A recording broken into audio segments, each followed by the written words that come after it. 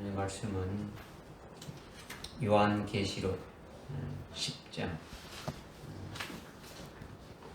요한계시록 10장 1절부터 3절까지 말씀입니다.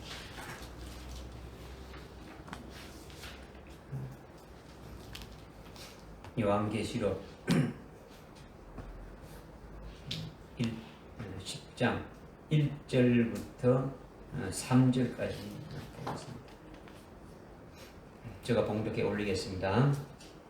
내가 보니 다른 힘센 천사가 하늘에서 내려오는데 구름으로 옷 입었고 머리에 무지개가 있으며 얼굴은 해와 같고 그의 발은 불기둥 같더라. 그의 손에는 작은 책이 펴있고 오른쪽 발은 바다를 왼쪽 발은 땅을 밟고서 사자가 포효하는 것처럼 큰 음성으로 외치니 그가 외칠 때 일곱 천둥이 소리를 발하더라. 아멘. 아멘.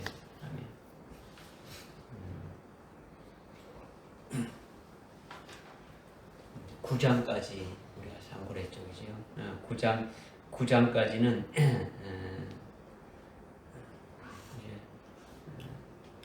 1장부터 9장까지 말씀을 통해서 이제 좀 구체적으로 더 말하는데 6장, 7장, 8장, 9장을 통해 가지고 여섯 인을 개봉해서 그 여섯 인 안에 있는 그 비밀들을 다 알려주셨고, 그 다음에 여섯 나팔을 또 다 불어서 나팔을 불 때마다 아주 있게 될 일들을 다 아주 깨닫게 해주셨죠. 우리가 참 엄청난 아주 그 비밀된 것을 깨달은 것이기 때문에 이것을 여러분이 잊지 말고 묵상하면서 이것이 실제로 있게 될 그날을 바라보면서 신앙생활을 해야 된다는 거죠.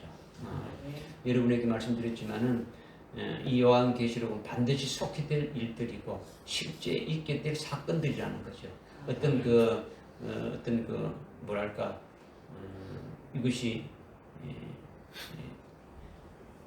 그냥 개념적으로 그냥 그런 것으로 이렇게 말하는 것이 아니라 실제 있게 될 일이다라는 거예요. 실제 있게 될 일이다. 그래서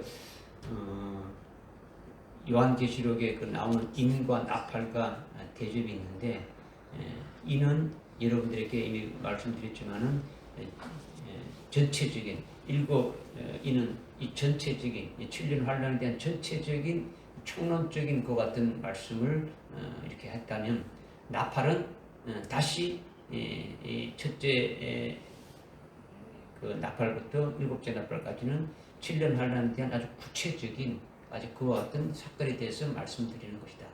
그러니까 이건 인이 끝나고 나팔 이렇게 이게 지금 요한계시록은 그렇게 되어 있지만은 실제 우리가 읽게 되는 것은 다시 첫째 나팔을 불게 되면 다시 환란 이렇게 딱 시작되는 쪽으로 가서 다시 이렇게 여러분이 깨달아야 된다라는 거죠. 그렇게 해서 일곱째 나팔까지 이렇게 불게 되면은 다 이제 끝나게 되지는 거죠. 그래서 우리가 9장에서 여섯째 나팔까지 깨달았는 거예요. 그죠?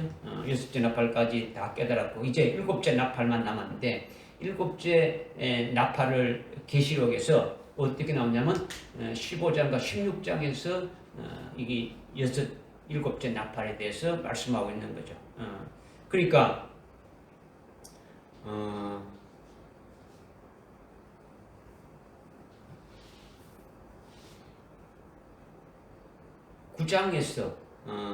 9장에서 여섯째 나팔까지 깨달았고, 이제 일곱째 나팔이 15장과 16장에 이렇게 나오게 되어 있다면, 이 세상의 모든 것들은 일곱째 나팔이 불므로써 주님이 재림하시는 것으로 다 끝나고 마는 거예요. 일곱째 나팔이 불게 되면은 모든 것이 다 끝나는 거예요. 그 옆에 여러분들 10장 그 7절에 한 거예요. 7절에 보니까 일곱째 천사가 소리를 내는 날에는 그가 나팔을 불게 되니 그때는 하늘의 신비가 그분께서 자기의 종들인 선지자들에게 선포하신 것 같이 이루어진다. 이미 반드시 속히 되리라고 하신 말씀이 그대로 다 완전히 다 이루어진다라는 거예요. 그 다음에 11장 15절에 하는 거예요. 11장 15절. 그 위에 일곱째 천사가 나팔을 부니 하늘에서 큰 음성이 있어 말하기를 이 세상 나라들이 우리 주와 그의 그리스도의 왕국들이 되어서 그분이 영원 무궁토록 통치하리라고 하더라. 그러니까 완전히 끝나는 거예요. 일곱째 나팔이 불면 완전히 끝나쁘게 되어지는 거예요. 무슨 말씀인지 깨달아집니까? 네. 그러니까 16장에 정확하게 말하면 이제 15장 16장이 나팔, 일곱째 나팔 부르는 게 해당된다는 거죠. 일곱째 나팔이 불면은 일곱 대접이 나오는 거예요. 이거는 하나님의 마지막 진노의 화요, 진노의 심판이란 말이에요. 그죠? 지금 우리가 9장에서 그 8장 제일 끝에 보면 어떻습니까? 세 가지 화가 있는데 세 가지 화 중에 9장에서는 첫째 화와 둘째 화가 되겠죠. 마지막 셋째 화가 뭐냐? 마지막 일곱 대접이 그것이 화다라는 거죠. 진노라는 거예요. 그죠? 그것이 15장과 16장에 있게 되는데 16장에서 정확하게 주님이 재림하시게 나온다라는 거죠. 그러니까 여섯째 대접이 쏟아질 적에 여섯째 대접이 쏟아질 때 주님이 재림하고 일곱째 대접이 쏟아지면서 이 지구가 완전히 깨끗하게 아주 이렇게 주님이 오실 수 있도록 완전히 불타질 걸 불타지고 정리 딱 되진다라는 거예요. 그죠? 그리고 주님 재림하실 때의 그 모습과 재림한 후에 주님을 그 맞이한 후에 되어질 일들은 19장부터 또 나오는 거예요. 19장부터 그죠? 그런데 9장에서 그렇다면 16장으로 9장에서 15장으로 바로 넘어가면 되는데 왜 그 사이에 아주 10장부터 14장까지가 있느냐라는 거죠. 그죠? 그 일곱째 나팔이 저기 15장에 가서 이렇게 대지는데 15장, 16장에 이렇게 대지는데 그러면 여기 지금 9장까지 이렇게 우리가 여섯째 나팔이 불었다면 그럼 나머지 그 중간에 있는 10장부터 14장까지는 왜 있느냐 이거죠. 이 10장부터 14장까지는 중간 계시단 말이에요.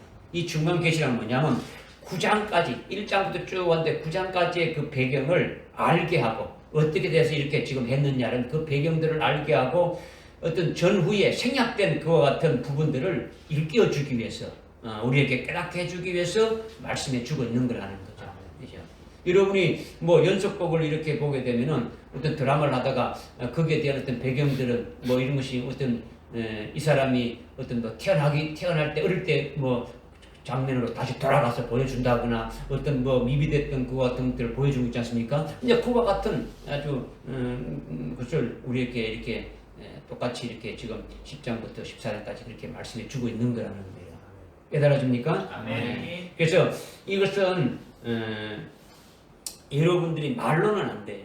이것이 뭐다 이렇게 뭐다 말로는 안 되고 여러분이 깊이 묵상하면서 기도하면서 10장부터 14장까지가 절대적으로 필요한 것이 뭐냐 이걸 알게 되지는 거예요. 여러분이 참 기도하면서 묵상할 때 하나님께서 이것이 왜 필요한가를 분명히 가르쳐 주게 되시는 거예요. 그래서 이제 우리가 10장부터 나가는데도 여러분이 그런 마음으로 깨닫게 해주면 이 말씀이 지금 이렇게 해서 필요한구나 하는 것을 알게 되실 거다라는 거죠.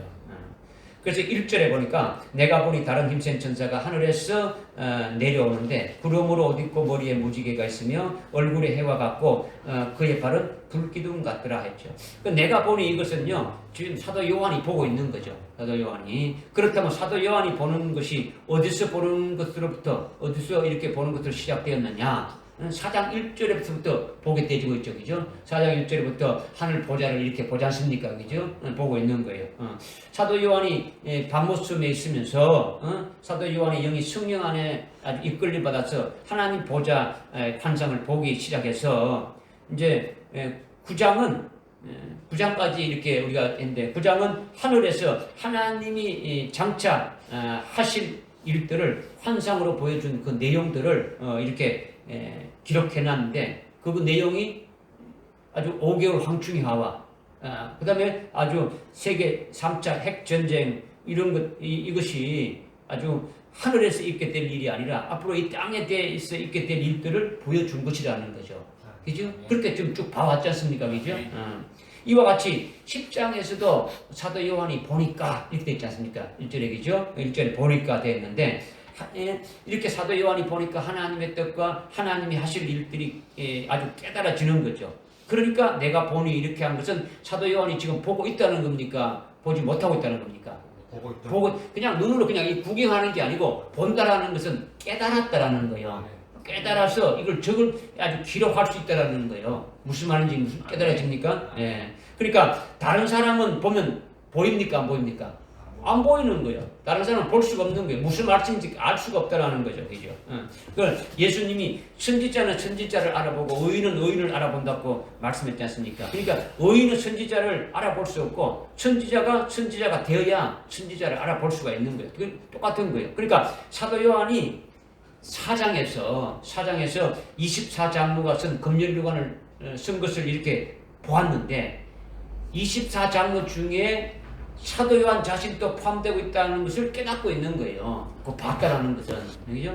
그리고 사도 요한이 7장에서 살아계신 하나님의 인침을 받는 아주 14만 4천의 그 계시를 보고 있는데 보고 있는 사도 요한은 14만 4천은 아니지만은 아주 그와 똑같은 아주 영광의 반열에 자기가 들어가고 있음을 보고 있기 때문에 그렇기 때문에 아주 14만 4천의 이마에 살아계신 하나님의 그 인으로 찐치는 것을 보게 되고 그것을 깨달아서 그것을 기록한 거라는 거죠.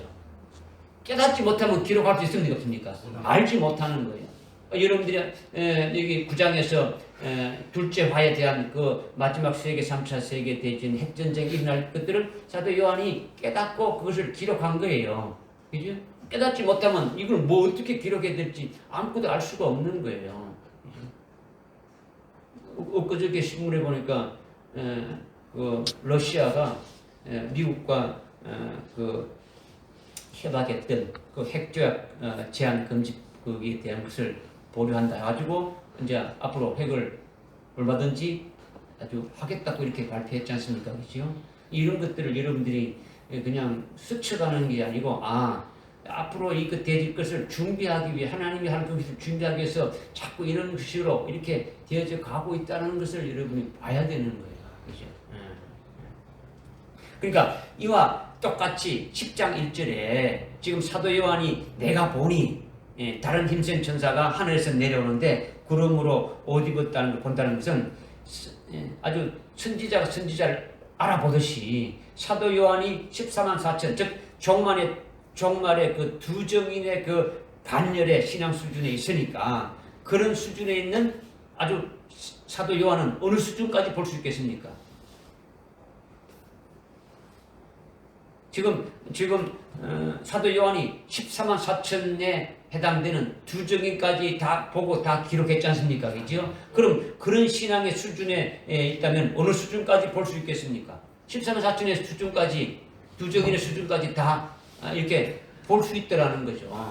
그죠? 그러니까 볼 수 있으니까 10장 1절의 그 광경을 어떻게 합니까? 기록하는 거예요. 깨닫고 소화되니까 기록할 수가 있더라는 거죠.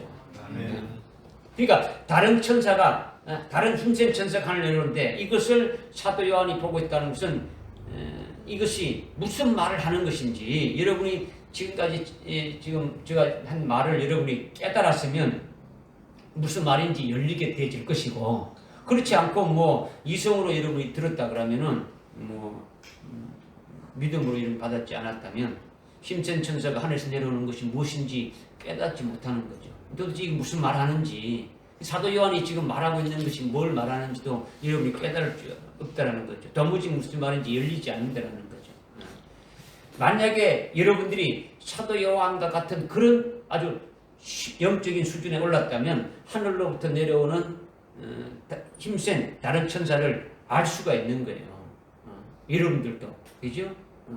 그러니까 만약에 여러분이 두 정인의 신앙의 수준에 서 있다면 두 정인에 대해서 알아볼 수 있겠습니까? 없겠습니까?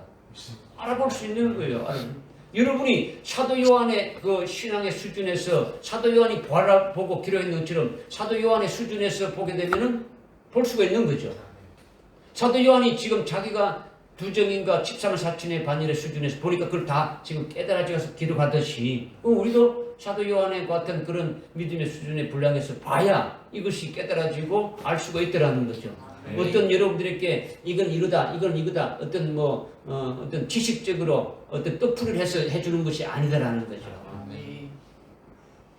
여러분이 어디 가서 요한계시록에 대해서 한 절 한 절, 그 한 단 한 단 이렇게 해가지고 이렇게 여러분들 이렇게 풀어주는 데 없지 않습니까? 그죠? 그러니까 여러분들에게 하여튼 이걸 하나님의 지금 마음의 심정에서 얼마나 답답하면 우리에게 참 어떻게 해주시기 위해서 계속 여러분이 말씀하시는 것을 여러분이 깨닫고 거기에 참 우리가 어떤 것으로 이렇게 받아야 될 것인가 이렇게 해서 받아야 된다라는 거예요. 지금 다른 흰생 천사가 아주 구름으로 옷 입고 무지개로 그 관을 쓰고 하늘에서 내려오고 있는 것을 사도 요한이 지금 보고 있는데, 그렇다면 사도 요한이 눈에 보이지 않는 천사를 지금 말하고 있는 겁니까? 눈에 보이는 하나님의 종을 말하고 있는 겁니까? 네? 눈에 보이는 하나님의 종. 그렇죠. 눈에 보이지 않는 천사는 몸이 없으니까 아주 옷을 입지 않는 거죠. 천사는 영적인 존재니까 머리도 없고 몸도 없고 발도 없고 손도 없지 않습니까? 그죠? 그러니까 힘찬 천사가 하늘에서 내려오는데 구름으로 옷 입었다라는 것은 보이는 하나님의 종이를 가리킨다는 거죠. 이것을 사도 요한이 지금 보고 있는 거예요. 그죠? 이렇게 사도 요한이 힘센 천사가 아주 구름으로 옷 입고 무지개로 머리에 관을 쓰고 있다고 보는 것은 자기 자신의 믿음이 어느 수준에 있느냐, 바로 이 힘센 천사의 수준에 있기 때문에 그것을 보고 기록한다라는 거죠. 아멘. 깨달아지죠? 아멘. 그러니까 사도 요한이 구름 같은 옷을 입고 있더라는 거죠. 사도 요한이 무지개 같은 관을 머리에 쓰고 있더라는 거예요. 사도 요한의 발이 불기둥 같다는 거죠. 이것은 자기 자신을 보는 것이 아니라 자기와 같은 아주 보이는 종을 깨닫고 이해하고 있는 거예요. 그와 같은 것임을, 그죠? 실제 그렇게 아주 이렇게 쓰고 있다, 이렇게 머리에 무지개를 관을 쓰고 좀 구름을 옷 입고 이걸 말한 게 아니라 그 힘센 천사의 어떤 그 영적 상태가 어떤 것인가를 딱 이렇게 해서 그걸 가지고 기록했다라는 거예요. 그런데 이 보이는 종이 누구냐 이거죠. 이제 그렇다면 이제 보이는 종이 누구냐? 여러분이 요한계시록을 많이 읽으라 했는데 요한계시록을 많이 읽는 것도 중요하지만은 한 번이라도 정확하게 읽는 게 중요한 거죠. 정확하게 그런 식으로 쑥 읽는 게 아니고 그냥 정확하게 읽고 그 말씀이 뭔가 이렇게 해서 아주 새겨내는 것이 참 중요한 거죠. 그래서 이 보이는 종 이거 누구냐? 보이는 아주 다른 힘센 천사인 이 보이는 종은 누구를 말하느냐? 바로 11장으로 이어지는 거예요. 10장에서 11장으로 이어져서 두 정인을 말한다라는 거죠. 두 정인을. 그러니까 두 정인을 왜 힘센 천사라고 했느냐? 왜 천사라고 했느냐? 한국말로 천사라고 하니까 여러분은 보이지 않는 천사로만 생각하면 혼돈할 수가 있다는 거죠. 천사니까 보이지 않는 이렇게 영적인 존재를 말하는구나 이렇게 할 수 있는데 신약 성경은요. 헬라어 원문이 진짜예요. 헬라어 원문으로 기록된 것이. 그러니까 영어나 한국말로 번역된 것은 진짜가 아니에요. 헬라어 원문을 가지고 번역하되 각기 자기의 구미에 맞도록 이렇게 번역했단 말이에요. 그 뜻에 맞도록 그냥. 그러니까 헬라어의 천사는 뭐냐면 앙겔로스로 되어 있어요. 앙겔로스. 앙겔로스를 천사로 번역했단 말이에요. 천사가 아닌 하나님의 종을 가리키는 거예요. 그죠? 물론 보이지 않는 하나님의 종인 천사도 앙겔로스고 보이는 종인 하나님의 종도 앙겔로스단 말이에요. 근데 즉 보이지 않는 하나님의 종인 천사도 앙겔로스이고 보이는 하나님의 종도 앙겔로스인데, 그러니까 여러분이 아는 2장과 3장에 읽어보게 되면은 앞에 계시록 2장 3장에 보게 되면 일곱 금초대 교회의 사자를 뭐라고 되어 있냐면 원문에는 앙겔로스 되어 있단 말이에요. 앙겔로스 되어 있는데 한국말로 번역할 때는 어떻게 되어 있습니까? 킹제임스에서 에베소 교회 천사에게 편지하라 했지 않습니까? 스무나 교회 천사에게 편지하라 했지 않습니까? 그죠? 이 지금 앞뒤가 안 맞는 거예요.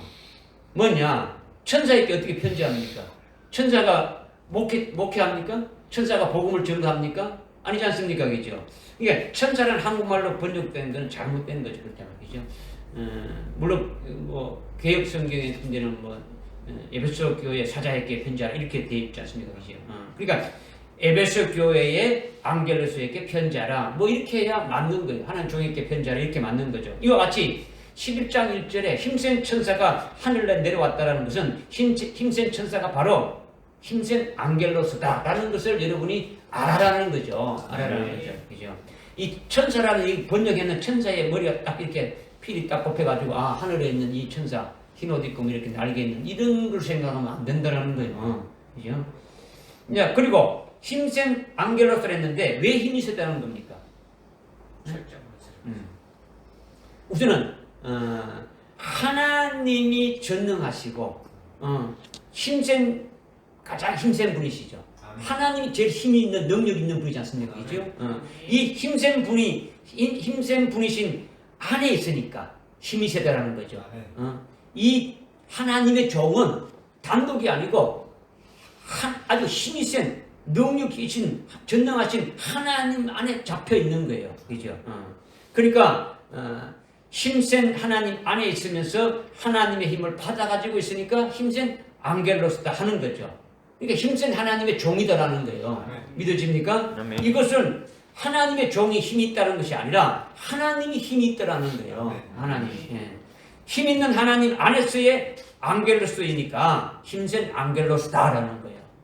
할렐루야. 아멘. 이렇게 지금 그렇게 표현한 거예요. 표현을. 그러니까 11장에 가게 되면은 두 증인이 아주 힘센 거죠. 아까 우리 장경 형도님 대답한 것처럼 하나님께서 두 증인에게 철장 권세를 주었지 않습니까? 그죠? 철장 권세를 주어서 그 권세로 아주 사역을 하는 거예요. 그것이 힘센 안겔로스라는 거예요. 그죠? 이렇게 맥을 여러분이 잡아야 된다는 거죠. 여러분이 내가 보니 하늘로부터 힘센 안겔로스가 내려왔다. 이것을 잘 묵상하면 깨달아지는 것이 어디입니까? 여러분이 높아지는 거죠. 신앙 수준이 높아지면서 자신도 여기 해당될 수 있겠구나 하는 데까지 접근할 수 있는 거예요. 뭐 지금 제가 말씀드리는 게 어렵습니까? 아니죠? 깨달아지죠. 자, 그 다음 구름으로 옷을 입었다라는 거예요. 뭐로 옷 입었다고요? 구름으로 옷 입었다는데 이것은 보이지 않는 영적 존재인 천사인 안겔로스를 말하는 것이 아니라 눈에 보이는 하나님의 종인 안겔로스를 말한다 했죠. 그러니까 안겔로스가 그가 아주 구름으로 옷 입었다라는 것은 우선 몸이 있으니까 옷을 입은 거예요. 그죠? 그런데 구름으로 옷을 입었다면 무슨 구름으로 옷을 입었는가? 흰 구름으로 옷을 입었는가? 아니면 뭉게 구름으로 옷을 입었는가? 아니면 아주 먹장 구름, 아주 시큼한 구름으로 옷을 입으니까 이것을 읽으면 뭐 5만 가지가 다 생각되는 거죠. 아, 구름으로 옷을 입다니까 도대체 이 구름이 뭔가? 도대체 이 구름이 뭔가 그렇게 생각 안 됩니까? 그지요? 그런데 힘센 안겔로스라는 걸 이미 깨달았지 않습니까? 앞에서 어떤 존재인지 깨달았지 않습니까? 그러면 가장 힘센 분이 하나님이 가장 힘센 큰 힘을 부여해 주는 것이니까 가장 큰 힘을 부여해 준 가장 아름다운 구름, 그죠? 그리고 가장 복된 구름이 어떤 구름이냐? 이거는 한마디로 말하면 채색 구름이라는 거죠. 어떤 구름이라고요? 채색 구름. 잘 들으십시오. 야곱의 12아들이 있는데 12아들 중에 장자에게 무슨 옷을 입혀줬냐면 이렇게 그 장자가 누굽니까? 12아들 중에 루벤. 장자의 명분은 요셉에게 있다라고 역대하상 5장 1절에 아주 분명히 말씀하고 있지 않습니까? 그죠? 야곱의 12아들이 있는데 로벤이 있고 그 다음에 시몬이 있고 그 다음에 유다가 있고 이렇게 쭉 한대해서 11번째가 뭡니까? 요셉이지 않습니까? 그죠? 근데 요셉이 아주 장자의 명분을 하나님께서 아주 장자의 명분은 요셉에게 있다라고 이미 딱 이렇게 아주 분명하게 말씀했어요. 그러나 이 지금 그 위에 제일 끝에 제일 앞에 있는 그 로벤은 창세기 49장에 보니까 그 아버지의 첩인 그 빌라와 아주 동침하는 바람에 장자의 명분에서 떨어져 나갔지 않습니까? 시몬이 어떻게 됐습니까? 그 다음에 시몬은 아버지의 말을 듣지 않고 아주 막 죽이는 일을 했지 않습니까? 그래서 다 떨어진 거예요. 그래서 세 번째가 유다였지 않습니까? 그 유다를 통해 가지고 육체적인 그 장자의 명분이 유다에게 넘어지는 거예요. 그래서 그 유다 지파 따라서 누가 오셨습니까? 예수님이 오셨죠. 그런데 여기서 장자의 명분은 누가 있다고요? 요셉에게 있다라고 아주 분명히 말씀하신 거예요. 그런데 그 요셉에게 창세기 37장에 보게 되면은 채색 옷을 입힌 거예요. 야곱이 어떤 옷을 입혔다고요? 채색 옷을 입혔다는 거죠. 우리나라 말로는 채색 옷이 어떤 옷입니까? 색동저고리지. 색동저고리 옷을 입혔단 말이에요. 그러니까 힘센 앙겔로스가 아주 하늘로부터 내려오는데 채색 구름으로 옷을 입었다라는 거죠. 채색 구름으로 단장했다라는 거죠. 그렇다면 요셉이 장자이기 때문에 어떤 옷을 입었다고요? 아주 채색 옷을 입은 것과 똑같이 이렇게 아주 채색 구름으로 옷을 입은 앙겔로스, 힘센 앙겔로스는 무엇을 나타내는 거, 무엇을 의미하는 겁니까? 장자라는 거죠. 그렇죠. 장자라는 거예요. 장자. 그러니까 장자는 장자로서의 엄청난 아주 분깃이 있고 장자의 분깃을 아주 믿음으로 받아가지고 있으면서 그렇게 살고 있는 거예요. 장자의 분깃이 뭡니까? 다른 형제들보다도 한복 더 주는 거죠. 유업을 한복 더 받고 있는 거죠. 배를 받게 되어지는 거죠. 그죠? 우리 여러분이 아닌 우리가 영적인 아주 첫째 부활하는 그 같은 자들은 주님이 부활의 첫 열매 드리지 않습니까? 그 주님께 붙어지게 되면은 그 성도들 중에서 첫 열매가 되어지는 거예요. 그 같은 자들은 이 땅에서 한번 똑같이 열매 맺는 삶을 살아가게 되고 다시 한번 열매 맺는 삶을 주님이 오실 때 부활의 몸으로 있고 2000년간 왕으로서 열매 맺는 생활을 하게 되어짐을 말씀하고 있는 거예요. 여러분 깨닫고 있습니까? 그죠? 이것을 가지고 살아가고 있지 않습니까? 장자들은. 그죠? 자신이 장자의 분깃을 살고 있으니까 증거하는 것도 거기에 합당한 말씀으로 증거하는 거예요. 그죠? 그러니까 장자의 복을 믿음으로 받아가지고 살면서 말을 한다면 아주 시시한 것에서 시시한 이런 이런 것을 말하는 것이 아니라 장자의 복에 대해서 말씀하신다는 거죠.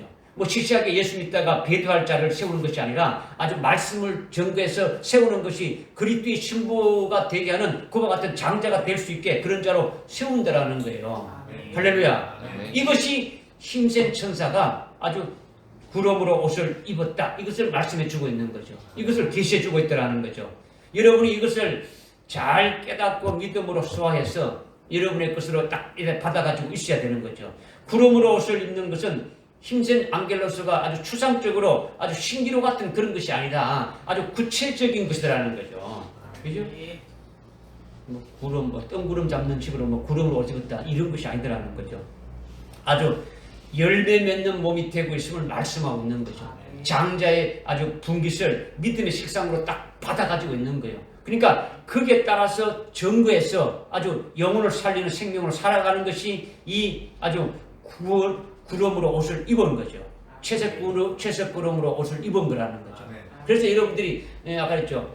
이 힘센 천사는 11장에 가면 누구라고요? 두 정인이죠. 두 정인들이 어떻게 합니까? 아주 마지막 주님의 재림에 관한 것을 증거하면서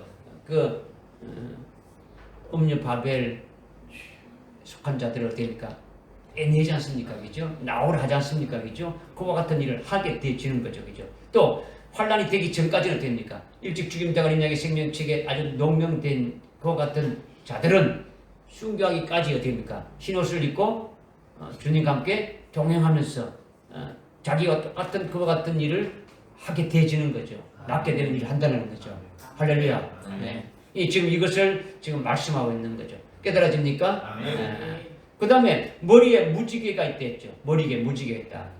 머리에 무지개가 있다는 것을 깨닫기가 여러분이 어렵지만은 무지개를 여러 가지로 말을 많이 하는데 사람들이 그런데 이 무지개가 어디에 썼다라는 겁니까? 무지개를 머리에 썼다죠. 머리에 쓰는 거는 뭡니까? 모자가 아니면 관단 말이에요. 그죠? 모자가 아니면 관을 쓰는 거죠. 요한계시록은 머리에 쓰는 것을 모자라까지 안 해요. 뭐랄까 하냐? 면류관을 한다지, 면류관. 그러니까 면류관이 어떤 면류관이냐? 금면류관을 말씀하고 있는 거죠. 그러니까 흰색 안겔로스는 채색 구름으로 옷을 입은 데서부터 풀려지는 거예요. 이것이. 그러니까 머리에는 당연히 뭘 썼다고요? 금면류관을 썼다라는 것이 나오는 거죠. 금면류관은 뭐에 의해서 이루어지는 겁니까? 뭐 했기 때문에 금면류관을 쓰게 되는 겁니까? 순교로서 이루어지는 거죠. 순교는 스스로 할 수 있는 것이 아니라 순교는 누가 시켜주는 겁니까? 뭐에 의해서 이루어지는 겁니까? 순교는 뭐에 이루어지는 겁니까? 오늘 오전에도 말씀드렸죠. 그죠? 7명에 의해서. 그죠? 이런 아주 사막에 강을 내는데 그 강은 주님이 말씀한 요한복음 7장 아주 37절 38절에 말씀하신 대로 우리가 성령을 부어주면 성령이 우리 속에서 우리 배에서 생수의 강이 나오게 한다. 이거는 성령으로 열매 맺게 하신다는 거죠. 하늘나라의 영생에 합당한 열매를 계속 맺어간다라는 거죠. 그런데 이제는 거기서 더 나아가서 마지막 종말에는 7 금초대 교회를 세워서 어디입니까? 7명을 부어줘가지고 이와 같은 일을 하신다라는 거죠. 그죠? 그렇게 했지 않습니까? 그죠? 그러니까 결국은 금초대 교회를 세워서 하시는 그 새 일이 뭐라 했습니까? 아주 그리스도의 신부를 세우는 거죠. 그리스도의 신부를 세우는 것은 7명으로 순교케 해서 세우는 거예요. 그죠? 그러니까 지금 순교케 하는 것은 7명에 의해서 순교시켜줘야 순교가 이루어지는 거죠. 할렐루야. 그래서 금면류관을 쓰게 되어지는 거예요. 그러면 무지개는 몇 가지 색깔입니까? 7가지 색깔이란 말이에요. 7가지 색깔. 아까 채색 옷과 채색 구름과 채색 옷과 뭐 이게 같이 연결되어지는 거죠. 7가지 색은요, 성령의 충만함이 7명까지 7단계로 충만하게 되어지면 7명에 의해서 순교케 되어지는 역사가 있게 되어진다라는 거예요. 아멘. 할렐루야. 아멘. 그래서 금면류관을 쓰게 되어진다는 이것을 계시하고 있는 거예요. 깨달아집니까? 아멘. 그 다음에 얼굴은 뭐라 했다 했습니까? 얼굴은 해와 같다 했죠. 얼굴은 해와 같다. 얼굴이 해와 같다라는 건요, 마태복음 17장 2절에 예수님의 얼굴이 해 같다 했지 않습니까? 그죠? 이거는 예수님이 죽으셨다가 부활하게 된 부활의 영광을 미리 보여주신 거죠. 그죠? 보여준 거예요. 그러니까 얼굴이 해와 같다라는 것은 부활의 영광으로 세워질 자, 아주 부활의 영광을 받을 자임을 계시해주고 있는 거예요. 그런데 이것을 좀 더 정확하게 말하면 1장에, 요한계시록 1장에 보게 되면 예수님의 모습이 아주 금초대 교회에 인자 같으신 분으로 나타나셨는데, 인자 같으신 분의 그 얼굴이 어떠했다고 말씀하고 있습니까? 17장, 마태복음 17장에서는 그 예수님의 얼굴이 해같이 빛나는 얼굴인데, 요한계시록 1장 16절에서는 어디 나오고 있습니까? 아주 금초대 교회 인자 같으신 분의 얼굴은 해가 아주 맹렬한 기수로 비치는 것 같더라 그랬죠. 17장에 마태복음 17장에서는 해가 아주 이렇게 해가 빛나는 같이 해같이 빛났다 했는데, 지금 금초대 교회 다니시는 인자 같으신 분의 얼굴에 나는 그 어떤 해가 아주 맹렬한 기세로 아주 비치는 것 같더라는 얼굴이라는 거죠. 그러니까 당연히 첫째 부활의 영광을 입게 될 그것을 계시한다라는 거죠. 그러니까 인자 같은 분이 나의 주님이 되면 자기도 해가 힘있게 맹렬하게 비치는 것 같게 되어지는 거죠. 할렐루야. 아멘. 깨달아지십니까? 아멘. 그 다음은 발이 뭐라 했습니까?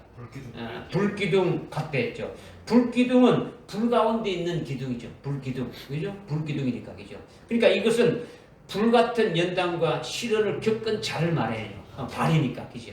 그러니까 이것이 불기둥이죠. 그러니까 이 불기둥은 예수님의 발을 깨닫게 되면은 아주, 이것과 연관이 이렇게 되어지는 것이니까 쉽게 깨달을 수 있는 거죠. 계시록 1장에 보게 되면 예수님의 발이 어떻게 했습니까? 용광로에 달군 듯한 아주 빛나는 주술 같은 발이다. 이렇게 1장 15절에서 말씀하고 있지 않습니까? 그죠?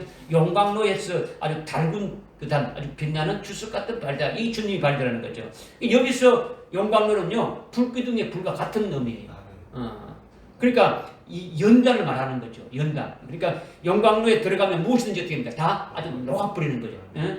주님이 그러한 시련과 연단을 받으시고 그것을 위해서 영광받고 계시는데 이게 빛나는 주석 같은 거라는 거죠. 이게 불기둥이라는 거죠.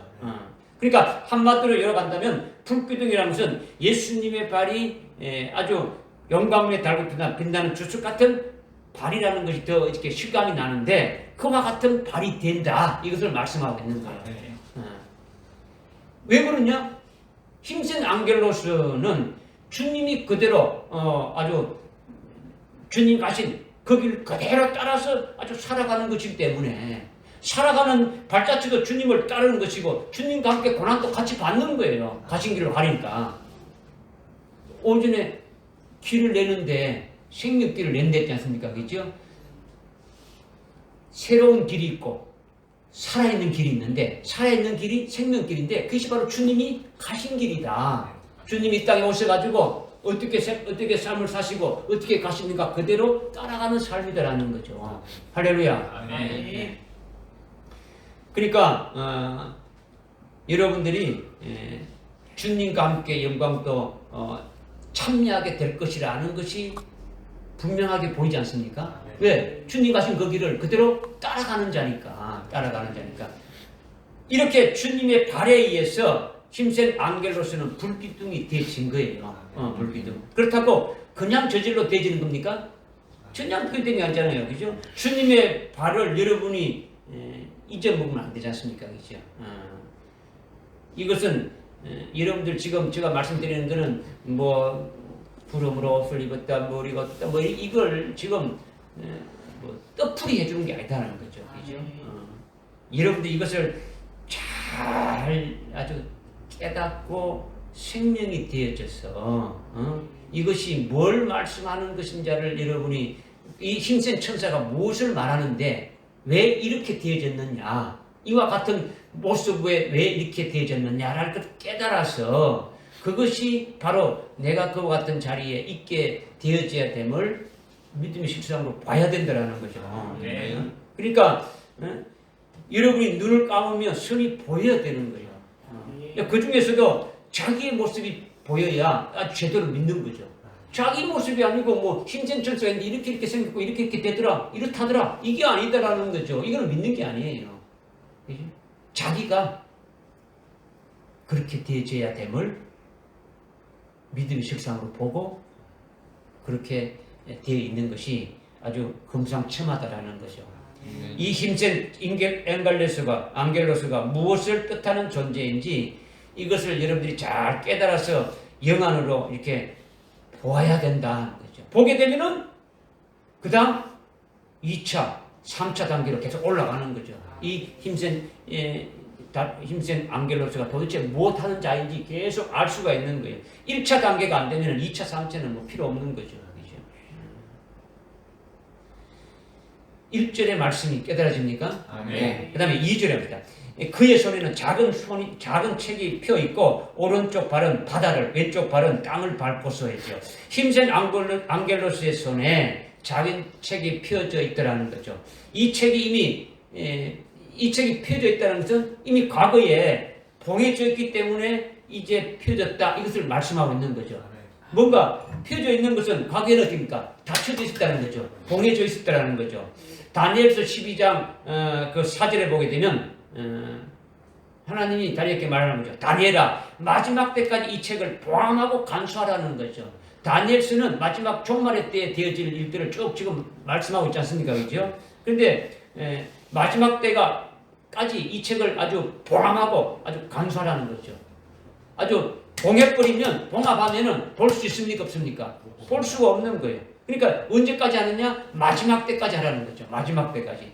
이렇게 많은 사람들이 아주 이리저리 달릴 것이요 지식이 증가리라. 마지막 때까지 하라는데 그 마지막 때가 언제냐? 그 4절 끝에 보니까 많은 사람들이 이리저리 아주 다닐 것이고 그 다음에 지식이 증가하리라. 이것이 마지막 때다. 이렇게 주님 말씀하고 있는 거죠. 이렇게 마지막 때에 많은 사람이 이리저리로 다닌다고 했는데 이것을 뭐 대부분이 어떻게 푸느냐.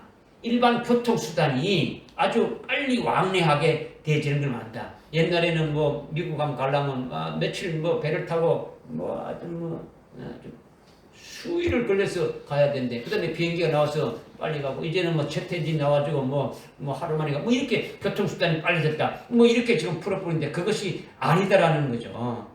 일반 교통수단이 이렇게 왕래한다. 이것을 성경에서 말할 필요가 있습니까? 없습니까? 없죠. 응? 그렇게 보는 자들은요, 대부분이 아주 혼적인 사람이에요. 혼적인. 이성적인 사람이고, 영적인 그리스도는 아니다는 거죠. 그것도 더욱더 아주 다니엘서에서 아주 뭐 비행기로 아니면 뭐 고속 전철로 뭐 아니면은 뭐 고속 철도로 아니면 뭐 인터넷으로 아주 이렇게 빨리빨리 왕래하면 그때가 마지막 때로 이렇게 말씀하시는 것은 아니라는 거예요. 다니엘서 12장 4절에 마지막 때 많은 사람이 여기저기서 빨리 아주 왕래하고 달린다. 빨리 왔다 갔다 하게 달린다는 것은 성경 말씀을 읽고 아주 영적인 지식이 계속 증가되는 것이 그렇게 빨라진다라는 것을 말씀하고 있는 거예요. 그러니까 창세기 1장 1절에서부터 요한계시록 22장 21절까지 읽는 것이 한 번 달리는 거단 말이에요.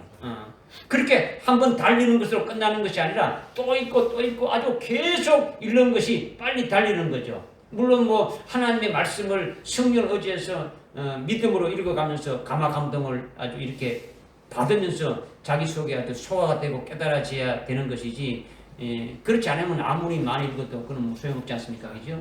하여튼 성령 의지해서 아주 자기 속에 아주 새겨지도록 읽어야 되는 거죠. 그죠? 그런데 지금 여기서 하여튼 하나님의 그 말씀을 계속 읽어서 뭐 이제 하나님의 말씀을 아는 수준이 요즘 막 성경 공부도 많이 시키죠. 뭐 여러 가지 책자도 많이 나오죠. 그러니까 뭐 지식으로 아는 거는요 너무너무 잘해요. 요즘 뭐 속독도 해가지고 어떻게 합니까? 3일에 1독을 해요. 3일에 1독. 속독 하는 사람들이 3일에 1독 하는 거예요. 3일에 1독해서 다 하는 거예요. 그러니까 지금 성경을 창세기부터 요한계시록에까지 빨리빨리 읽고 왕래하면서 그 지식이 증가한다는데, 이거는 지식이 또 증가한다는 것은 세상적인 지식 아니면 뭐 물리적인 그런 지식이 증가한다는 것이 아니라, 이 세상 지식은 뭐 성경에서 말하는 것은 그건 죽은 지식이죠. 죽은 지식이 증가할 때가 마지막 때라고 말할 리가 없지 않습니까? 성경은 그죠. 그러니까 마지막 때 지식이 증가하는 것은, 지식은 하나님을 아는 지식이 증가하는 거예요. 그러니까 성경을 많이 읽고 막 성경에 아는 지식들이 아주 많아지게 되어지는 거죠. 성경의 지식이 증가하는 거죠. 영적인 것이 증가하게 되어지는 거예요. 그 지식이 증가하면서 또 영적인 은사도 아주 풍부해지는 거죠. 흥황해지는 거죠. 굉장히. 아주 웬만하면 아주 방언을 다 하는 거예요. 방언. 여러분 중에 뭐 방언하시는 분이 있는지 모르겠는데, 뭐 한 70년 전만 하더라도요, 아직 70년대, 뭐 지금으로부터 한 40년, 한 50년 전이죠, 그죠? 한 50년 전만 하더라도 방언을 하면 이단이라고 하고 막 귀신 들렸다고 하고 막 교회에서 쫓아내고 막 정죄하고 했단 말이에요. 그때는 아주 어두웠죠. 그런데 지금은요, 어린아이들까지도 어떤 방언을 받아서 하는 거예요. 여러분이 고린도전서 12장에 보게 되면 은사의 종류가 쫙 나오지 않습니까? 그거를 사모하고 그거 받기를 여러분이 기도해야죠. 그죠? 나도 하나님 은사를 주십시오. 성령 하나님, 성령의 은사를 주십시오. 기도해가지고 받는 자가 돼야 되지. 어떤 자기 어떤 믿음의 어떤 표적당은 있는 게 좋은 거죠. 그죠? 어떤 사람은 말씀의 지혜 은사, 말씀의 지식의 은사, 어떤 사람은 방언의 예언의 은사, 병 고치는 신유의 은사, 뭐 예언의 은사, 뭐 이렇게 쭉 나오지 않습니까? 그죠? 그걸 여러분이 신앙생활 했다면 뭐 주면 주고 말면 말면 이게 아니라 뭔가 여러분이 아주 구해서 받아야 되지 않겠습니까? 그죠? 그러니까 이렇게 하나님에 대한 지식이 증가한다는 거죠. 각종 은사나 하나님에 대한 어떤 진리 지식이 증가하면 그때가 마지막 때라는 거죠. 그런 때가 지금 이때라는 거예요. 마지막 종말 때라는 거죠. 그런데 다니엘서 12장 4절에 다니엘에게 그 책을 마지막 때까지 어떻게 하라고요? 봉함하라 했단 말이야. 봉함하라. 왜 봉함하느냐?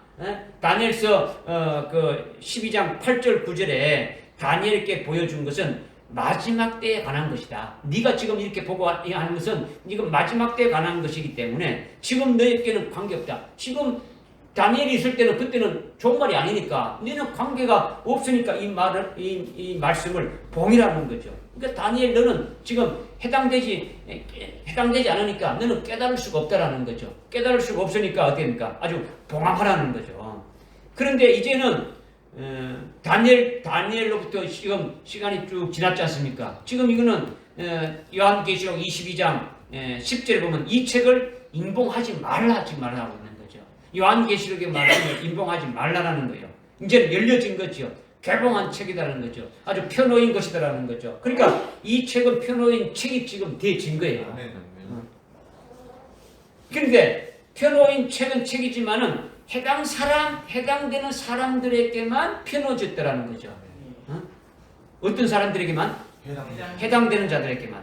요한계시록은 펴있으니까 아무나 읽으면 된다. 그것이 아니죠, 그죠? 지금 펴져 있다 해가지고 아무나 읽는다고 해가지고 그것을 알 수가 있습니까? 펴놓있다라는 것은 어떤 뜻입니까? 펴놓있다는 것은 어떤 뜻을 말하는 겁니까?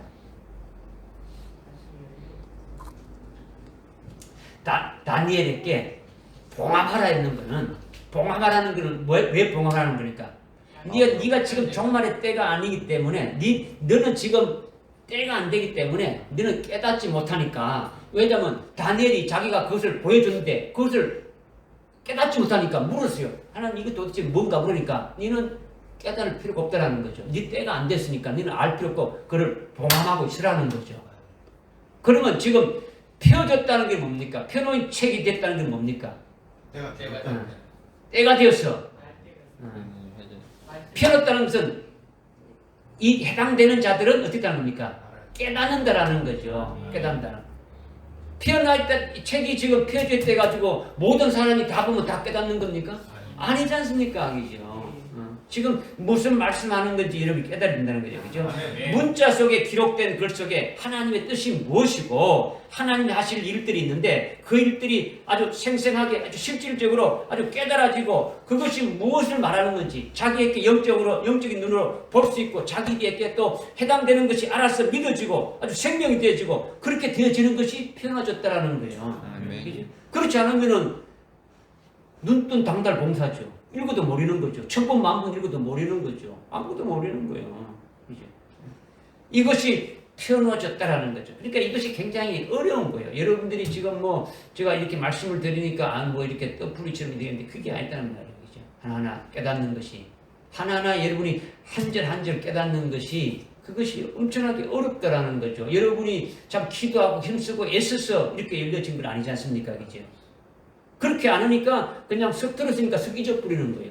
여러분이 진짜 막 노력하고 막 하나님 앞에 기도하고 막 금식하면서 이렇게 해가지고 한 절 깨달았다면 안 잊어버리겠죠.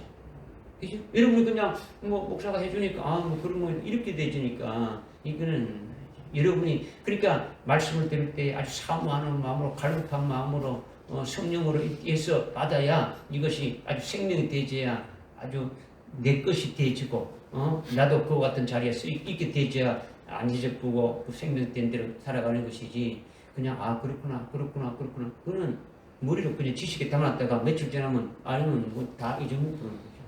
그건 아무것도 아니에요. 다니엘서 9장에 다니엘이 에레미야 선지자를 통해서 하나님이 그 약속하신 것을 깨닫게 되는데 바벨론에 대해서 바벨론에 의해 가지고 유다가 망하지 않습니까? 그죠?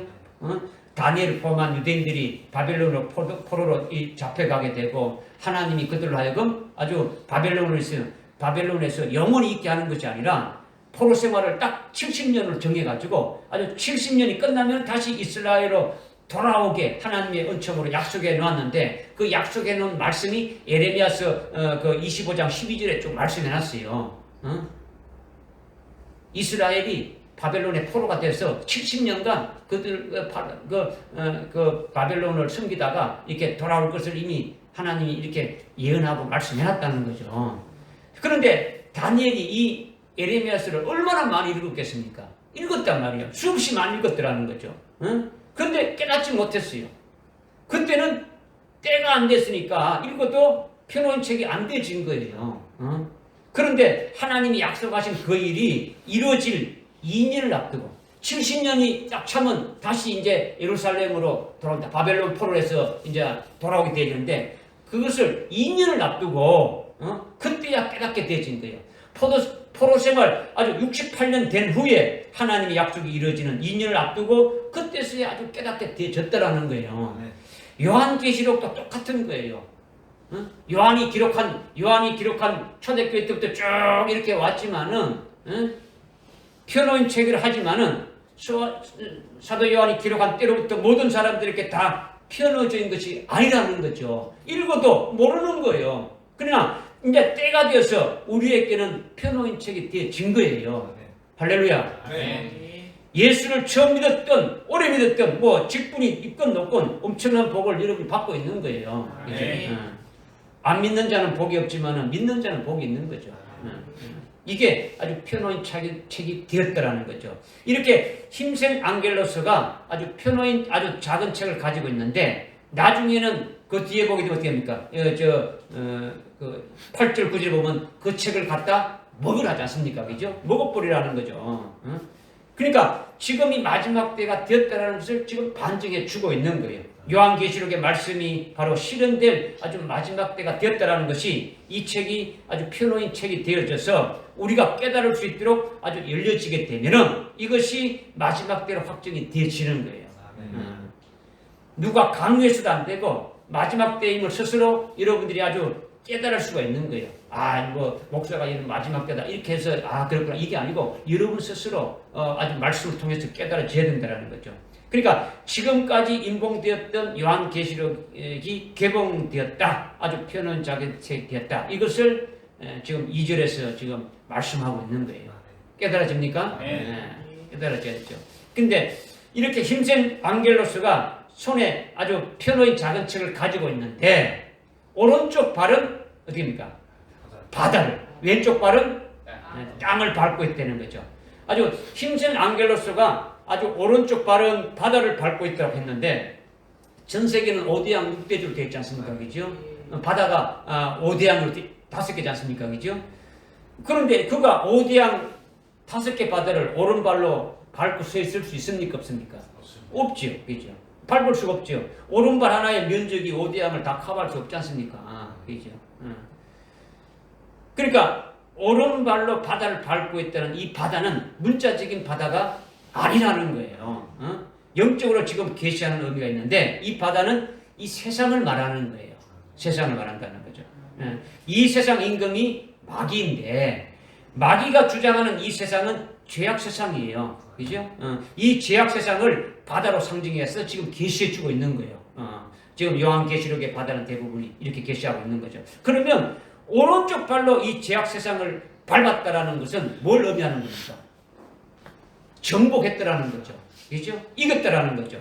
죄악 세상을 짓밟았다라는 것은 아주 이겼다라는 거예요. 밟았다라는 것은 믿으시십니까? 어떻게 이겼습니까? 오른발로 밟고 있다 했는데 이것은 일반적으로 뭐 오른발이 아니더라도 이것을 영적으로 계시하는 아주 바다와 같다.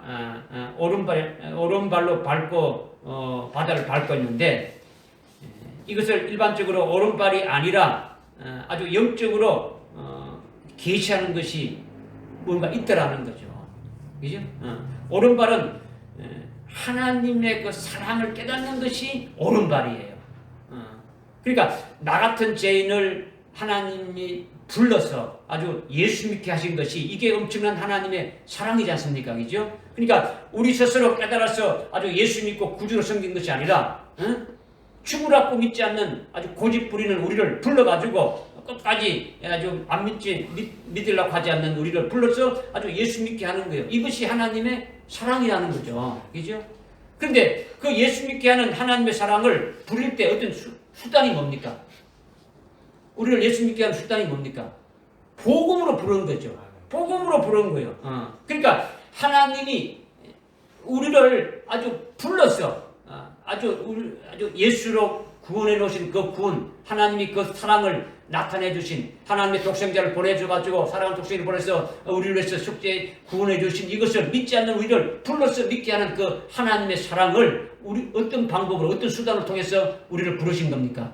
복음을 통해서 부르셨다라는 거죠. 그러니까 예수를 믿게 하는 하나님의 사랑은 복음을 말하는 거예요. 복음. 예수님이 죄를 사해놓고 너를 구해놨으니까 그를 구세주로 받아들이라. 그러니 이 복음이 하나님의 사랑이라는 거죠. 그러니까 오른발은 뭘 말하는 겁니까? 복음을 말한다는 거죠. 복음을 말한다는 거죠. 그런데 이렇게 복음이 하나님의 사랑인데 복음인 하나님의 사랑으로 바다인 죄악 세상을 이렇게 밟고 온 세상의 임금을 다 멸할 수는 없어요. 그죠? 왜? 세상 임금 마귀가 여러 가지 고통을 주고 아주 여러 가지 핍박을 주고 여러 가지 환난을 주게 되지면은 그때 예수님이 나를 사랑해서 구원해 주셨고 나에게 은혜를 베풀어 주셔서 이렇게 예수 믿게 하고 그리고 예수님이 피 흘려서 나를 자신을 아주 희생하죠. 나를 죄에서 구원해 주시고 아주 한량없이 나를 아주 사랑해서 좋은 것으로 이렇게 은혜를 베풀어 주시는데 그 너무나 감사합니다. 이런 복음으로 그런 믿음으로 그런 그 진리로 이렇게 살고 있다면 그것으로 믿는 사람은 세상 마귀가 고통을 주고 핍박을 주고 환난을 줄 때 감사가 나오겠습니까? 원망이 나오겠습니까? 원망이 나오죠. 원망이 나온단 말이야. 그냥 예수 믿고 구원받았다고라는 사람은 조금만 어떤 힘든 것이 있어도 어떻게 되는 겁니까? 하나님, 내가 예수 믿는데 왜 이런 고통을 주십니까? 이거죠. 내가 신앙생활 잘하고 있는데 왜 이렇게 고통을 주느냐는 거죠. 내가 하나님 앞에 열심히 충성하고 봉사하고 뭐 다 하는데 왜 이렇게 되느냐는 거죠. 그죠? 그러니까 왜 예수 믿는 나를 하나님의 자녀인 나를 이렇게 아주 불행을 겪게 하느냐 원망이 나올 수밖에 없는 거죠. 그러니까 바다를 밟는 것은 다 커버가 안 되는 거죠. 바다가 뭐라 했습니까? 세상 죄악 세상인데 세상 죄악을 밟는 것이 오른발로 밟는 것이 복음으로 밟는다는데 그냥 일반적인 이 구원의 복음이나 은혜 복음으로는 다 커버가 안 된다라는 거예요. 무슨 말씀인지 깨달아집니까? 그죠? 마귀나 귀신이나 역사하는 것을 다 커버할 수가 없다라는 거죠. 그러니까 여기서 힘센 앙겔로스는 오른발을 바다를 밟으면서 완전히 정복하고 이기고 있지 않습니까? 그죠? 그러니까 이것은 구원의 복음이 아니라 은혜의 복음이 아니라 더 나아가지고 영광의 복음으로 이기는 거예요. 영광의 복음으로 하나님이 나를 사랑하시는데 그 사랑하는 표로 뭘 준다는 겁니까? 아주 고난을 준다는 거죠. 아주 환난을 준다는 거죠. 하나님이 나를 사랑하니까 하나님 하늘나라의 영광을 나에게 더해 주시려고 아주 고난을 더 주신다라는 거예요. 사랑하니까 나에게 뭐 한 끼 밥도 밥 한 끼 밥도 먹을 수 없게 만들었구나 이렇게 하신다라는 거예요. 이것이 아주 영광의 복음이라는 거죠. 그죠? 바울 사도가 가는 곳곳마다 아주 고난과 핍박을 받았지 않습니까? 그죠? 그것을 오히려 하나님 앞에 감사한 거예요. 하나님의 은혜로 받은 거예요. 그죠? 이것은 차원이 굉장히 높은 거예요. 그죠? 영광의 복음은 하나님이 결국은 7년 환난을 나를 사랑해서 창조해 주셨다라는 것으로 믿는 거예요. 아멘. 할렐루야. 아멘. 이것이 영광의 복음이라는 거죠. 그죠? 그러니까 왜 환난을 주고 고난을 주느냐? 하늘나라의 영광을 더하게 하기 위해서 주시는 거예요. 하늘나라의 영광을 더하기 위해서 아주 고난을 주시고 환난을 아주 주신다. 이렇게 믿는 것이 아주 영광의 복음을 깨닫는 자라는 거죠. 할렐루야. 아멘. 깨닫는다는 것은 오른발로 죄악 세상을 딱 밟고 이긴다라는 거예요. 아무리 고난을 주고 고통을 주고 마귀가 아주 악한 자들이 한다 할지라도 넉넉히 이긴다라는 거죠. 짓밟고 있다라는 거죠. 할렐루야. 네. 그러니까 구원의 복음이나 은혜의 복음으로는 복음은 복음이지만은 죄악 세상인 바다를 다 밟지 못한단 말이에요. 이것을 잘 깨달아야 되는 거예요, 여러분들이. 그죠? 여러분이 영광의 복음으로 진정으로 아주 그것을 소화해가지고 그 안에 들어가 있는 분이 아주 많지 않아요. 여러분 거의 없어요. 그죠? 영광의 복음에 딱 아주 사로잡혀가지고 살아가는 것이 없단 말이에요. 그죠? 영광의 복음 안에는 영원한 복음까지 다 포함되어 있지 않습니까? 그죠? 그냥 지식적으로 여러분이 알고 있고 그렇다고 이해하는 것이지 실제로 하나님이 고난과 환난을 딱 주면 그것이 하나님이 나를 사랑하는 것으로 이렇게 정감석같이 깨우치고 바로 그렇게 진정으로 받아들이지는 못한단 말이에요. 여러분이 이렇게 환난을 딱 덮치면 여러분이 어떤 고난이 지금이라도 딱 떨어지게 되면은 하나님이 나를 사랑해서 이렇게 하셨다고 이렇게 딱 생각되지 않고 우선 불평하고 이렇게 나오는 거죠. 왜 이렇게 나올까? 이거는 아직까지 그런 믿음으로 되지 않았다라는 것을 말씀해 주고 있는 거예요. 그 다음 왼발은 어디를 밟고 있겠습니까? 땅을 밟고 있더라는 거예요. 이 땅은요 육적인 그러니까 영적인 계시로 자신의 혈육의 몸을 가리키는 거예요. 뭘 가리킨다고요? 혈육의 몸. 이렇게 땅을 밟고 있는 것이 자기의 혈육의 몸을 밟고 있는 것이라는 거죠. 그러니까 육적인 것을 이기는 거예요. 뭘 이긴다고요? 육적인 것을 이긴다. 무엇을 이기느냐? 왼쪽 발로 땅을 밟고 있는 이것도 영적인 것을 나타내는 계시인데 왼발이라는 것은 이것은 진리를 말하는 거예요. 아까 오른발은 하나님의 사랑이. 아까 복음. 복음이랬죠. 복음. 하나님의 사랑을 우리에게 아주 이 복음을 하는 거죠. 그죠? 그 다음에 이 왼발을 밟고 있는 것은 자기 육신을 아주 이기는 것인데 이거는 진리를 말한다는 거죠. 그죠? 무슨 진리냐? 첫째 부활에 얘기하는 진리라는 거죠. 첫째 부활에 얘기하는 이 진리의 말씀을 아주 땅을 밟고 있더라는 거죠. 왼발로 땅을 밟고 있는 것은 이것을 지금 말씀하고 있는 거죠. 다시 말하면 여러분이 어느 때든지 아주 하늘나라를 아주 믿음의 눈으로 이렇게 보게 되면은 뭐가 보여야 합니까? 첫째 부활의 영광이 보여야 되는 거죠. 자기 자신에게 주시려고 하나님이 예배 놓으신 것이 아주 보여야 된다는 거죠. 하늘나라에 내가 받을 영광이 있다라는 거예요. 그것을 그냥 구경하라고 보는 것이 아니에요. 그죠? 내가 받을 영광이 아주 믿음의 눈으로 보이니까 믿음의 실상으로 증명됩니까? 안 됩니까? 증명되지는 거예요. 그러니까 첫째 부활의 영광을 내가 믿음의 실상으로 받아가지고 사는데 그것이 실현이 되도록 아주 환란을 주셔서 그때 아주 순교시켜 줌으로써 하늘에 예비해 놓은 영광을 아주 내 것이 되게 하신다. 그것을 확신하는 거죠. 그렇게 되면은 첫째 부활의 진리가 내 몸을 어떻게 합니까? 주장하는 거예요. 내가 그것을 첫째 부활의 그 진리를 내가 믿음의 아주 눈으로 아주 보고 아주 내가 아주 확신하고 가지고 있는 자가 되어진다면 내 육신은 그 진리 안에 어떻게 합니까? 다스림 받게 되어지는 거죠. 믿어지십니까? 네. 그러니까 첫째 부활의 영광을 내가 믿음의 식상으로 받아가지고 사는데 아주 그것이 아주 실현되도록 이렇게 아주 순교시켜 주셔서 하늘나라에 내가 받을 그 영광이 바로 내 것이 되게 하시기 위해서 하나님이 나에게 이렇게 해주고 있다라는 것을 확신하게 된다면 그 진리가 내 몸을 주장해서 이기게 한다는 거예요. 그러니까 혈육의 몸은 뭘 원합니까? 혈육의 몸은 뭘 원합니까? 아주 편안한 걸 원하고 아주 병들지 않고 아주 건강하고 편안히 잠들고 세상에 좋은 것을 누리면서 좋은 옷도 입고 좋은 것을 많이 먹고 마시고 이런 것으로 아주 육신을 원하지 않습니까? 그죠? 육신은 그런 것을 원한다라는 거예요. 그죠? 그런데 그것을 왼발인 첫째 부활의 진리로의 말씀으로 짓밟는 거예요. 그래서 악행을 밭에 아주 순교도 아주 극심한 죽음도 넉넉히 이길 수 있게 아주 첫째 부활의 진리의 말씀이 나를 주장해 버린다라는 거예요. 할렐루야. 아멘. 이 진리로 악행을 아주 기쁘게 감당한다라는 거예요. 믿어집니까? 아멘. 이렇게 여러분이 믿고 아주 생생한 그 진리의 말씀이 있어야 땅을 밟을 수가 있는 거예요. 이것이 혈육의 몸을 이기는 거죠. 이렇게 힘센 앙겔로스가 오른발을 바다를 밟고 있고 왼발을 아주 땅을 밟고 있다. 이것을 말씀드리는 거예요. 깨달아집니까? 아멘. 마지막 세 번째는 3절에 사자가 포효하는 것처럼 큰 음성으로 외치니 그가 외칠 때 7 천둥이 소리를 발하더라 했죠.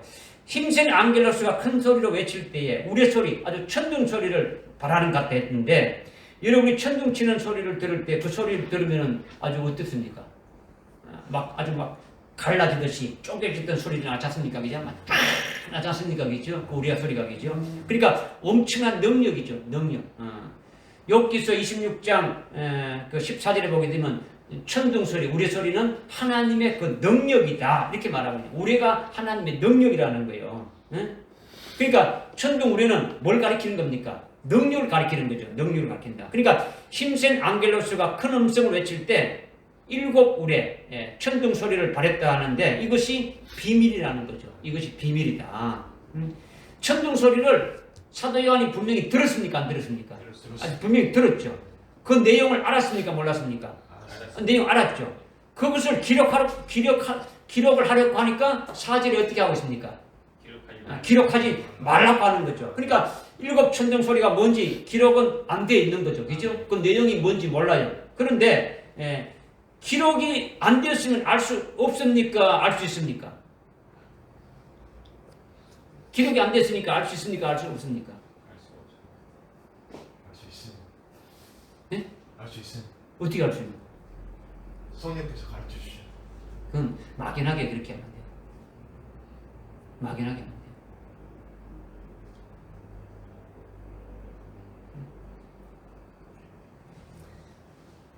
아는 사람도 있고 알지 못하는 사람도 있죠. 그죠?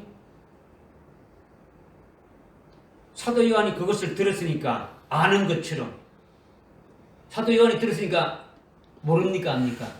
압니죠. 그럼 사도 요한과 같은 신앙에 올랐으면은 당연히 알 수 있습니까? 모릅니까? 알 수 있는 거예요. 알 수 있는 거예요. 그죠? 그러니까 힘센 앙겔로스가 되면은 소리를 쳤으니까 힘센 앙겔로스가 소리를 쳤으니까 힘센 앙겔로스가 되면은 당연히 그것을 알 수가 있어요, 없어요? 알 수 있는 거지. 어떻게 그러면 그렇게 알 수 있는 사람이 뭐냐? 어떻게 그걸 알 수 있느냐? 11장에 두 증인이 되는 거죠. 그죠? 알 수 있는 사람은 그걸 알았으니까 11장에 와서 두 증인으로서 사역하는 거예요. 그죠? 결과적으로 두 증인이 돼가지고 증거하고 순교도 하게 되지 않습니까? 그죠? 그죠? 그러니까 여기서 말하는 7 천둥은 그 2절의 표노인 작은 책과 연관이 되어진단 말이에요. 표노인 작은 책이 요한계시록의 예언의 말씀인데 그 예언의 말씀이 이루어진 데 따른 능력이 7 우레라는 거죠. 그죠? 지금 이 요한계시록의 예언의 말씀이 이루어지는 것이 그냥 뭐 자동적으로 이루어지는 것이 아니라 이루어진 데 따른 그 능력이 필요한데 그 능력이 뭐냐? 바로 7 우레다라는 거죠. 이렇게 말하면 여러분이 이제 모를 수밖에 없는데 이것을 다 이해하고 생명되려면 여러분의 신앙이 아주 자라나면서 자동적으로 이것이 깨달아져야 되는 거예요. 이것이 그냥 뭐 여러분이 그 아주 돼 있지 않은 상태에서 이거다 이게 안 되고 여러분이 이 지금 믿음 상태가 쭉 올라가면 올라갈수록 이것이 못하는 것이 그냥 나오는 거예요. 자동적으로 그냥 생명이 되어져 있으면 나올 수밖에 없는 거예요. 가정법으로 여러분들에게 말씀드리면은 여러분이 일단 순교의 신앙에 아주 쓰고 환난 날에 쓰시는 하나님의 남녀 종들로 수임 받을 수 있다는 그 소망을 가지고 아주 믿음으로 달려가서 마침내 남녀 종들이 되었다면 환난 날에 두 정기와 같은 그와 같은 남녀 종들이 되었다면 그에 따라서 여러분에게 예비한 행보가 이루어질 것이 있습니까? 없습니까? 여러분이 어떻게 가야 될 것이 나오지 않습니까? 그죠? 눈앞에 선이 이렇게 열려지고 보게 되겠습니까? 안 보게 됩니까? 보게 되는 거예요. 그 수준이 있으면 내가 가야 될 길이 뭐고 내가 뭘 해야 되는지 다 나오는 거예요. 그게 따른 7 우레가 자동적으로 아주 열려져가지고 깨닫게 되어진다라는 거죠. 그 믿음이 되어지면은 믿어지십니까? 물론 구체적인 것은 그 4절을 할 때 여러분에게 말씀드리겠습니다만은 이것이 뭐냐면 환란이 시작되기 전에 여러분에게 어떤 것이 있어야 되는 겁니까? 여러분에게 어떤 것이 있어야 되겠습니까? 예수님이 어떻게 하셨는지 보면 알 수 있지 않습니까? 그죠? 예수님이 어떻게 하셨는지 예수님이 가신 그 길을 그대로 우리가 따라간다면 예수님이 죽임 당하시기 전에 최종적으로 어디 있었습니까? 죽임 당하기 전에 최종적으로 있었던 곳이 어디 됩니까? 어디 있었어요? 겟세마네 동산. 겟세마네 동산에서 기도했지 않습니까? 이제 그와 같은 거죠. 겟세마네 동산에서 기도하신 예수님이 아주 붙잡혀서 아주 빌라도 궁전에서 아주 붙잡혀 들어갔고 결국 사형 선고를 받아가지고 아주 십자가에 짊어지고 골고다까지 갔지 않습니까? 그 사이에 주님이 기도하고 붙잡혀서 아주 사형 선고를 받아가지고 십자가를 지고 골고다 가기까지 십자가에 달리기까지 그 사이에 하나님께서 예수님께 어떻게 했습니까? 가만 12시하고 알아서 해 이렇게 했습니까? 하나님께서 거기에 따라 힘을 주시고 넉넉히 이길 수 있게 했습니까? 안 했습니까?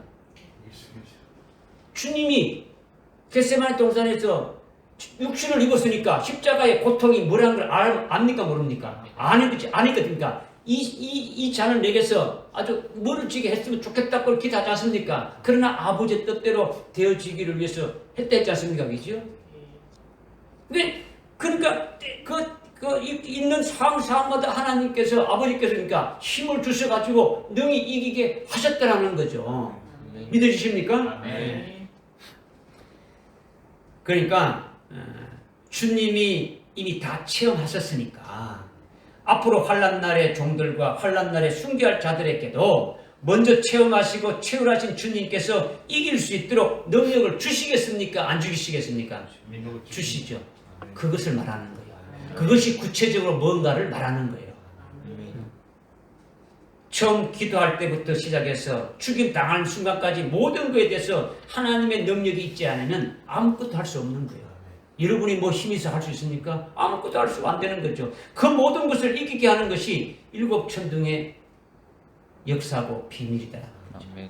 뭘 어떻게 해주실 것인가가 아예 딱 나오는 거예요. 그러면 이거는 각 사람마다 똑같겠습니까? 틀리겠습니까? 다 틀리는 거죠. 상황마다 그 사람의 믿음의 분량과 그 사람의 어떤 여건과 상황과 뭐 환난 받는 그 모든 조건이 다 다른 거예요. 그러니까 그 모든 것을 다 기록할 수 있어요, 없어요? 할 수가 없죠. 그 다음에 이것을 악한 자들이 볼 필요가 있습니까? 없습니까? 없죠. 그러니까 기록하지 말라고 하는 거예요, 우선. 그죠? 각 사람에게 그때 맞는 말씀을 주시는 거예요. 감추인 만나고 같이. 믿습니까? 네. 그러나 우리는 이미 알 수 있는 거예요. 알 수 있는. 그 4절의 말씀을 여러분이 참 기도하면서 그 말씀과 또 깨달아지기를 하면서 또 다음 시간에 우리 은혜 받을 수 있도록 합시다. 기도하겠습니다. 하나님 아버지 참으로 감사합니다. 오늘 요한계시록 10장 1절부터 또 3절의 말씀을 통해서 아주 다른 힘센 아주 천사에 대해서 아주 구체적으로 아주 말씀해 주심을 감사합니다. 어떤 제3자가 아니라 다른 어떤 그 천사가 아니라 바로 우리 자신이 그와 같은 다른 힘센 천사에 해당되어지는 것을 믿음의 눈으로 보고 그와 같은 말씀으로 저희들이 받아싸우니 그 길로 인도해 주시옵소서. 예수님의 이름으로 기도드리옵나이다. 아멘.